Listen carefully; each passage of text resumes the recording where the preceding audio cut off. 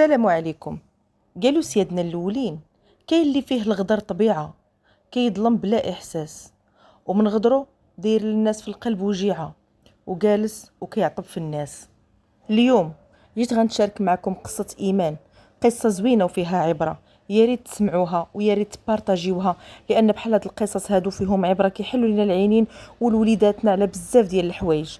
ما غاديش نطول عليكم وغادي ندخل معكم بحال العاده نيشان في القصه. ايوا قبل ما نبدا ضغط معك على داك الزر اعجاب، بارطاجي القصه الا عجباتك طبعا، واللي كيتصنت ليا ومازال ما اشترك يشترك ويفعل الجرس باش يوصلكم كل جديد. بسم الله على بركه الله. ايمان واحد البنيته اللي غادي تحل عينيها، غتلقى راسها في وسط واحد الاسره محافظه، واحد العائله اللي هي محافظه. الاب ديالها كان من حفظت كتاب الله، يعني كان حافظ كتاب الله كامل.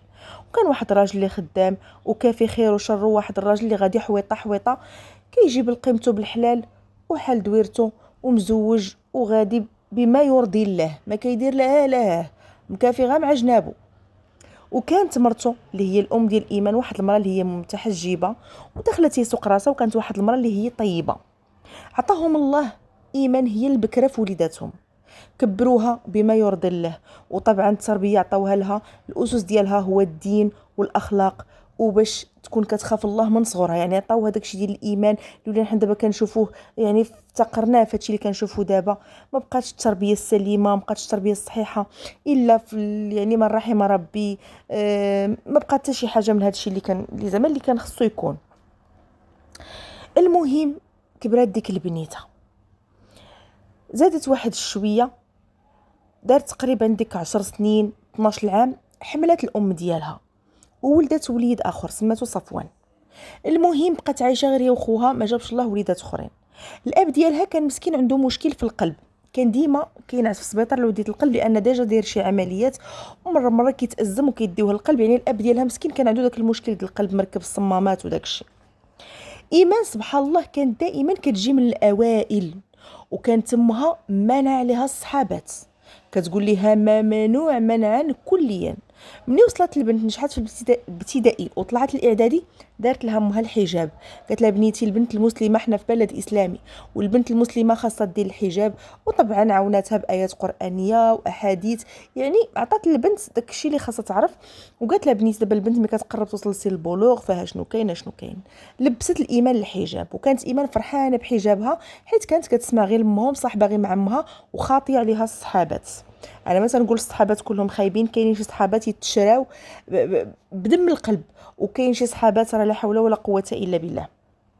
المهم كانت ما كتقول لها اياك بنتي اياك، راه الدنيا عامره بالديابه وما كنعرفوش شكون اللي داير بينا، وخليك بنيتي غاديه في طريق الله، لان اليوم الدنيا وغدا الاخره، باش غدا ان شاء الله نتلاقاو مقابطين نطلعوا كلنا للجنه. وكانت ما كتدخلها في اوقات الفراغ ديالها تحفظ القران، كذلك حتى خوها، غير هو خوها كان صغير عليها شويه.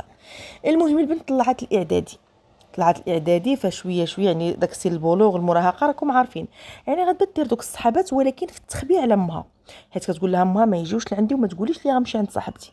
ملي كانت كتدخل للدار دائما امها كتقول ليها قولي لي يا بنيتي كي داز نهارك، اش كان واقع، اش هذا. الام ما كانتش خدامه، كانت ربات بيت، كانت كدير داكشي ديال الصوفه، كتخدم هذاك الشيء ديال الصوف، تريكواد الصوفه، تقشرات، دوك لي بونيت الصوف كتبيعهم هكا للجيران العائله كتعاون بهم.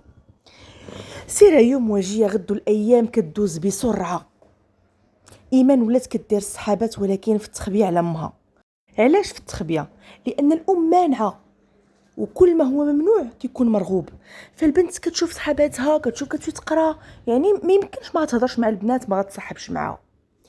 نجحات في الاعدادي وطلعت للثانوي، تصاحبات مع واحد 3 ديال البنات، ودوك البنات كانت فيهم وحده كان باها وامها مطلقين، وباها مجوج في خنت وامها مجوجه في قنت، وعايشه غير هي وخوها في الدار. وكان خوها كبر منها بشي 7 سنين ولا 8 سنين. وكان واحد الحشيشي، واحد السكيري، كيجي كيقتل فيها بالعصا، مسكينه غير صابره وساكته. كتجي امهم مره تطلع لهم تلح لهم فلوس، باهم تا وكذلك، وعايشه مسكينه البنت. هذيك الدار كانت ديالهم ديال والديهم. تصاحبوا مع ايمان، وهذيك البنت كانت قويفزه، كتعرف دوك اللي كتكون مربياهم الزنقه، قويفزه وكطيرها في السما. عرفت بان ايمان خبز ربي في طبقو، وقالت نتصاحب معاه. المهم تصاحبات معاه. داز العام الاول ديال الثانوي بسلام. طلعوا للعام الثاني. ايمان كتنجح، كتجي هي الاولى في القسم ديالها. طلعات يعني سيزيام ماني اولا اولى باك. وقال لها باها خصك بنتي تزيري راسك، ضروري بنتي هذا العام تجيبي احسن من العام اللي فات. نجحات في داك العام ديال اولى باك، تخيلوا. وجات هي الاولى في المدرسه. العام اللي قبل كانت في القسم، دابا في المدرسه. طلعت للباك وباقا مصاحبه مع دوك خياتي. ملي طلعت للباك غادي يبداو الامتحانات. كنتو تعرفوا الباك كيكون شويه الزيار وهذا. البنت عطات لاطاك. هذيك خيتي اللي قلت لكم عايشه غير وخوها، كانت سميتها سهيله.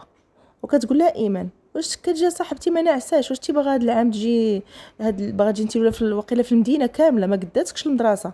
ايوا السانكيام جيتي انت ولا في القسم، السيزيام انت ولا في المدرسه، لا واقيلا باغا تجي انت ولا في المدينه كامله. ايمان مسكينه كتاخذها من باب الضحك، يعني صاحبتي كتضحك معايا كتضحك معاهم. البنت كتبات كتحفظ وكتقيل كتحفظ، وملي كتجي للمدرسه كتجي عيانه وكتعرفوا داك السهر وداك الشيء بنادم تتبان عليه.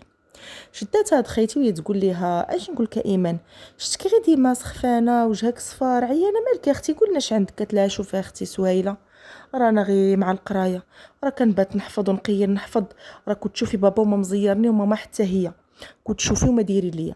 قالت لها رخيها صاحبتي، قالت لها ما نقدرش، راكي عارفه بابا يدير ليا ويفعل لي. وتقول لها شوفي عندي لك واحد الحل، واحد الكينات كيجيبوا واحد صاحب خويا. قالت لها قالت لها ديري هاد الكينات. ايمان على نيتها. قالت لها هاد الكينات اللي كيشربهم ما تيبقاش يعيا، يعني ممكن تشربيهم وتباتي تدردكي الليل كامل ما يجيكش النعاس كله انت كتحفظي. قالت لها وكيحلوا حتى الذاكره كينشطوها. قالت لها وكينشطوا تباتي كتحفظي والصباح تجي للمدرسه. قالت لها بحال راكي ناعسه 6 ايام تابعه. ايمان مسكينه غير نيه وخبز ربي في طبقو. قالت لها واش بصح؟ قالت لها تنهضر معاك. قالت لها بشحال كيبيعوا هاد اختي هاد الكينات في الى فارماسيين كيتباعوا. قالت لها قلت لك الهبيله كيجيبهم صاحب خويا كيجيبهم من برا كاينينش هنا في المغرب. المهم دارت لها فيلم هندي. قالت لها ايمان اختي بغيتهم ولكن ما عنديش الفلوس. قالت لها ويلي على الفلوس، على حنا بيناتنا الفلوس، حنا راه صحابات وحبابات. ويلي راه 3 سنين دابا صاحبتي ديال الصحبه من السانكيا ماني. تعرف ديك اللي كتقول لك انت اختي اللي ما ولداتش ليا امي، هو هذا النوع هذا. ولا ديك حنا خواتات، هي هذا النوع هذا. هي راه كتقول حنا خواتات وكتبلاني لك في راسها. ما علينا. قالت لها ولكن عندك توريهم لامك وباك. قالت لها ايمان لا ما نوريهم حتى شي حاجه. بدات كتجيب لها داك الكينات كتعطيهم ليها. ايمان كتاكلهم. البنت غير كتاخذ الكينه كترفع، تولي ناشطه، تولي ضاحكه، كتولي سيده فيها الجهد ديال جوج الرجال. السيده كتولي عينيها مطردقين. عطاتها سهيله البواطه وقالت لها شوفي تسالي لو بقيتي تاخدي حبه حبه، المهم خدي عندك تفوتيها تتدي لك البيت. صافي كتدخل ايمان كتقول لهم ما غادي ندخل نحفظ. طبعا الثقه تامه، السيده كتجي هي الاولى في المدرسه واش ما يثيقوش فيها. كتدخل البيت كتضرب لك حبه مع راساتها كطرفها. السيده مشاو الكتوبه في خبر كان. اليوم غدا ولات السيده مدمنه ديال دوك الكينات. الاب غير مرض عاوتاني وغادي يهزوه غادي يديوه للسبيطار وغادي يشدوه ينعس بحال ديما مسكين. كيشدوه كينعس كيبقى واحد المده. الام غتلاحظ في بنتها انها ما بقاتش هي هذيك، وغتلاحظ في البنت بانها البنت غير دايخه، البنت غير مرفوعه، البنت ما بقاتش كتبغي تاكل، اولا بعض المرات الشهيه كتكون محلوله بزاف. المهم الام انتبهت، مشات كتقلب في حوايج بنتها وهي تلقى دوك الكينات. هزاتهم شدات بنتها قالت لها شنو هاد الشيء هذا. قالت لها اعطتهم لي واحد صاحبتي. بقات كتدخل تخش في الهضره. هزاتهم المرض داتهم لمولات الفارماسيان. قالت لها اختي بغيت نعرف هاد الكينات ديالاش، راه واحد سيده من العائله لقاتهم في المجر ديال ولدها. المراه شداتهم. قالت لها ناري الله يا اختي فين لقيتي هاد الشيء راه قرقوبي، هذا الشيء راه خطير، هاد الشيء كيحمق. هاديك مولات الفارماسيان كتغوت. شداتهم مولات الفارماسيان بغات تعطيهم لها. قالت لها رميهم في الزبل لان هادشي، قالت لها هادشي راه خص صراحه هاد الولد راه كل ما زعما كاينه جيتي عندي نتي وكنعرفك مرا مزيانه وقلتي لي حق المراه لقاتهم عند ولدها ومصدومه، راه هادشي راه البوليس، هادشي راه خطير، هادو راه الممنوعات. جات المراه مصدومه، الراجل ناعس في السبيطار. وشدات ايمان عطاتها واحد القتله. منين جبتي هادشي ما جبتيه؟ ايمان عاودت لمها الحقيقه كامله. شداتها امها سدات عليها في الدار. قالت لها قسما بالله لا بقيتي خرجتي وتا المدرسه ما تبقايش تمشي ليها. الا لا مبغيناكش تقري غتجلسي تيب ربك وغيخرج وغنعاود ليه وغادي تتزوجي. الاول اللي جا غنجوجك الله يجعلو ما يجي صاحب باك قد باك. وايمان سرات معها الهضره. ويلي واش غيسدوا عليا في الدار، بقات امها ساده عليها في الدار 3 ايام وما كتخليهاش تمشي تقرا، حيدت لها التليفون، حيدت لها كلشي. ايمان استمرات، خلات غير الام مشات عند الراجل للسبيطار وهي هربات من الدار. مشات عند ديك صاحبتها قالت لها شوفي اختي راه هربت من الدار. قالت لها ما كنبقيتش كتجي ما والو. قالت لها ماما راه لقات عندي داكشي ولكن راه ما قلتش سميتك، قلت لها غير واحد البنت وصافي. دابا اختي راه هربت من الدار. وبقات ايمان كتبكي قالت لها دابا انا ما عندي فين نمشي، انا هربت من الدار ما عندي فين نمشي. ديك صاحبتها قالت لها جلسي معنا في الدار، كاينه غير انا وخويا، ماما كتجي مره. لا هي لا بابا كل واحد فيهم مجوج وعايش حياته وعايشه غير انا وخويا الحياه. بقات ايمان جالسه في الدار، ما غتقدرش تمشي للمدرسه لان غيقلبوا عليها في المدرسه. بقات جالسه في الدار. السيد خودك خيتي كيف قلت لكم، الولد كيتقرقب كيدير جميع انواع الموبقات الكارثيه. بانت له في ايمان ناض اغتصبها. هنا شدوها بيديهم بجوج. البنت صغيره وزوينه وبنت دارهم، ملي اغتصبها ما بقى لها رجوع. بقات جالسه عندهم مخبيه، ما تقدرش تخرج، خايفه لان في نفس المدينه. ما خلات امها مسكينه فين قلبات. الراجل خرج من السبيطار، المراه بقات مخبيه عليه، كيقول لها ايمان ما كتجيش، كتقول له حقا غير مع الامتحان غير مع هادي. ملي جا للدار فين ايمان، ما ايمان شافت المراه عيات قالت له ما عندي ما نخبي عليك، اش كاين راه ايمان هربات من الدار. الراجل شهقها هزوه للسبيطار، كي جابته قالتها له شهقه غيب، هزوه للسبيطار قال له الله يرحم، مات الراجل. دارت الجنازه. ايمان ساقت الخبر بان باها مات، ما قدراتش ترجع للدار، بكات. كرفس عليها داك السيد جالسه عندهم في الدار. صاحبتها كتمشي تقرا وتجي مره كتمشي كيسقطوا ويعاودوا ما مسوقينش للدنيا. بقات جالسه معاهم بحال الخدامه، بقات جالسه معاهم في الدار عامين حتى حد ما جاب لها الخبر. وديك صاحبتها ضربه الطم حتى لواحد النهار غتلقى راسها حامله. هنا غادي يشدوها غيقول لها جمعي شطيطك ما تباتيش هنا، يلا الزنقه. خرجوها. فين غتمشي؟ بقات كدور ما عندها فين تمشي، ما كتعرف حتى شي حد، ما عندها حتى ريال. فين غتمشي لدارهم، غادي تدق في الباب، غتحلها امها. شافتها امها ما عرفت تبكي، ما عرفت تغوت، ما عرفت تضربها، ما عرفت تعنقها. واقفه مسكينه وكتشوف امها. البنت ولات حالتها، لان ملي سكنات معاهم في الدار ولاو كيعطيوها الحشيش ولاو كيعطيوها الكارو ولاو كيعطيوها الشراب. حيدت الحجاب. الام شافتها وتصدمات، قالت لها واش انت ايمان بنتي؟ قالت لها ماما انا ايمان. قالت لها انت ماشي ايمان، حيت ايمان بنتي كانت دايره الحجاب. ايمان بنتي كانت بيضه بحال الورده. ايمان بنتي كان وجهها ضاحك، كان وجهها منو كتشرق الشمس. شكون انت ما كنعرفكش، انت واحد الانسانه دابله وفاشله. طاحت لامها على رجليها وبقات كتبكي. وطبعا الام كتبقى ام، دخلتها للدار وسدات الدار وقالت لها فين كنتي يا بنتي؟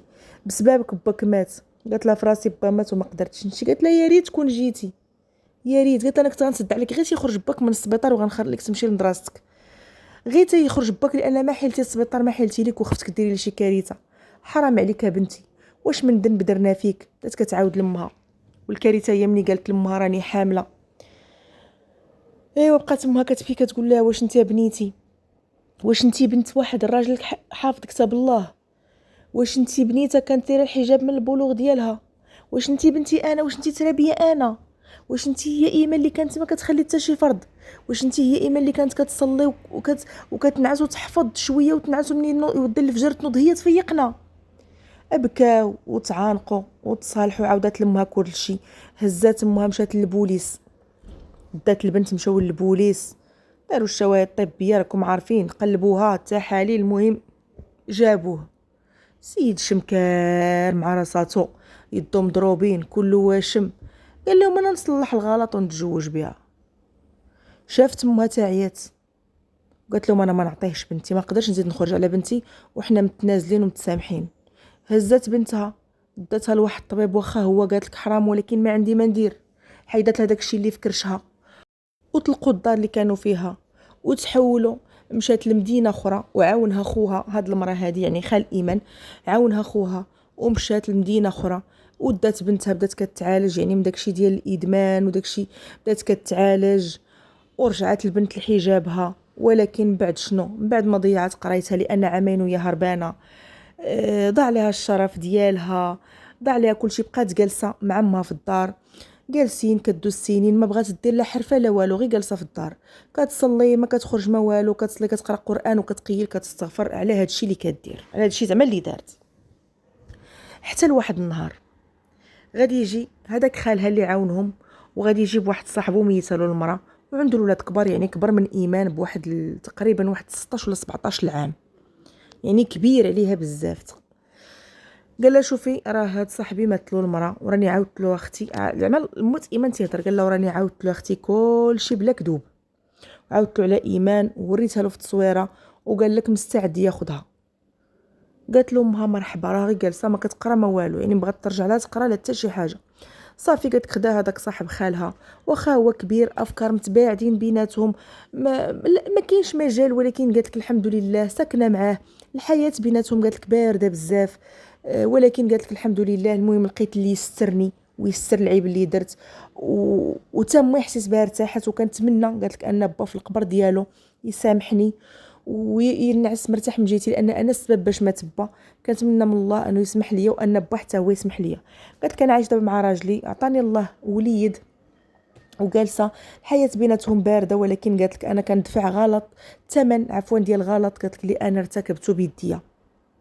فاش هادشي اللي غنقول لكم اخوتي، هذه القصه ديالنا، الخلاصه من هذه القصه عمركم تزيروا ولادكم، عمركم تمنعوا ولادكم على شي حاجه، خاصه في سن المراهقه. دير الصحاب جيبهم للدار مرحبا بهم، ماشي جيبهم تصارى ولا لا، باش نميز، باش نشوف ولدي ولا بنتي مع من تيجلسوا ونصح غير بلاتي هي احسن. هذاك صاحبك غير رد البال ولدي، هذاك ظريف مزيان لا عمره دار، ولكن هذاك ولدي غير رد البال، نتبع بولدي ولا بنتي نتبعهم من البعيد بلا ما يشوفوني، ونشوف فين تيمشيو، مره ندير واحد الجوله تفتيشيه في البورطابل بلا ما يعيق، غير بالفن نصاحبهم ونخليهم يعاودوا ليا، حتى الا غلطوا مثلا ما نهضرش على الاغلاط بحال هكا تجيبي كرش اولا يعني شي غلط بسيط، نقبط ولدي وننصحو غير بالضحك وباللعب وبلاتي هي احسن، نقول له ولدي راه ماشي كون كانت مزيانه انا نخليك ديرها انا نجيبها لك، ولكن ها علاش وها هي بالفن، وكسبوا وليداتكم، ماشي تشدوهم وتزيروهم وتقمعوهم باسم الدين وتخرجوا عليهم. ففعلا راه كاع اللي كيقمعوهم والديهم وكيزمتوهم والديهم راه كتكون هذه هي النتيجه. وهذه ماشي اول مره كنسمع قصه انا بحال هكا، يعني فايته سمع بزاف القصص السبب ديالهم هما القمع ديال الوالدين. والحمد لله سالت القصه ديالنا هنايا، ايمان راه مزوجه وعايشه مع راجلها، قالت لك ما كاينش الحب يعني شي حب اللي كبير، المهم قالت لك انا جالسه عندي وليدي وتا هو راه قالت لك ولادو كاينين كنعاملهم مزيان، ما قالت لك مزيانين وما دراوش وانا داخله سوق راسي وعايشه بخير وعلى خير.